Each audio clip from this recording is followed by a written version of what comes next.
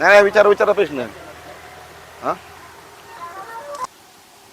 बाबा नमस्कार. रामकृष्ण हरी माऊली. हा, हा, हा. रामकृष्ण. बाबा कुठं चालला, घरी चाललात का? हा, घरी चाललो. काय नाव बाबा तुमचं? माझं वसंतराव गुणाजी बारवे.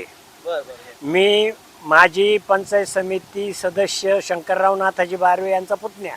बर काय सांगाल, तुमची राजकीय धामाधूम चालू आहे. राजकीय धामधूम चालू आहे. सचिन भाऊ आमचे जीवापाड प्रेम आहे आमचं त्यांच्यावर, आणि इतके कामं आहेत का त्या कामांचा उल्लेख करता येत नाही.